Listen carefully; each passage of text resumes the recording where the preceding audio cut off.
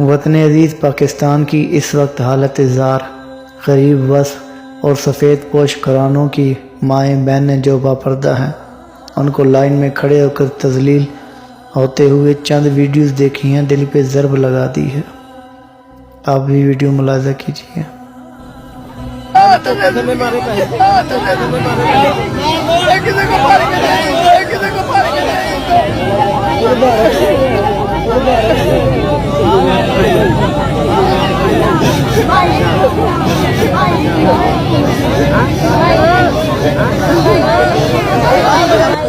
لا الہ کے دیس میں کشور حسین پر، المیاں ہی المیاں ہے پاک سر زمین پر، دور تک اندھیرے ہیں یہ آس کے بسیرے ہیں، غاصبوں کے ڈیرے ہیں گھات میں لٹیرے ہیں، کیسی رات چھا گئی صبح آفرین پر، المیاں ہی المیاں ہے پاک سر زمین پر، اہل زر کا راج ہے جبر تخت و تاج ہے، ظلم کا سماج ہے روگ لا علاج ہے، بھوک ہے افلاس ہے تشنگی ہے پیاس ہے، چھت ہے نہ لباس ہے چور چور آس ہے، ہائے لٹ گیا یقین مرکز یقین پر، المیاں ہی المیاں ہے پاک سر زمین پر۔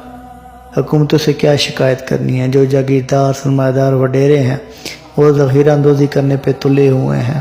خدا کے لیے کچھ تو رحم کھاؤ، یہ تمہارے اپنے لوگ ہی ہیں۔ کورونا آیا ادویات مہنگی کر دی، ماسک مہنگے کر دیے گئے، سیلاب آیا ٹینٹ مہنگے کر دیے گئے، مری میں ٹریفک بلاک ہوتی ہے، روم ہوٹل مہنگے کر دیے جاتے ہیں، کل قیامت ہوگی تو تم لوگ کفن مہنگے کر دو گے۔ خوب پیسہ کما لو اس وقت، ایک دن وہ آنے والا ہے۔ قرآن کہتا ہے، مفہوم بیان کر رہا ہوں، اللہ تمہارا اعمال رائی کے دانے برابر بھی چھوٹا ہوگا تو اسے لاموجود کرے گا، تمہارے ہاتھ پاؤں گواہی دیں گے۔ خدا کے لیے اپنے قوم پہ ترس کھاؤ، کس منہ سے روز محشر اللہ اور اس کے رسول کا سامنا کرو گے؟ مجھے تو یہ سمجھ نہیں آتی کہ تم لوگ رات کو سوتے کیسے ہو؟ پوری فیملی حاجی صاحبان حج کو جا رہے ہیں لیکن ذخیرہ اندوزی کرتے ہیں، اور ہم جنت کے ٹھیکیدار بھی ہیں۔ خدا کے لیے ترس کھائیں، یہ آپ کے اپنے لوگ ہیں۔ وطن عزیز کی وہ برسر اقتدار طاقتیں جو اس کی سلامتی اور حاکمیت کی ضامن ہیں، ان سے صرف اتنا کہوں گا کہ ادھر ادھر کی نہ بات کر، یہ بتا کہ قافلہ کیوں لٹا۔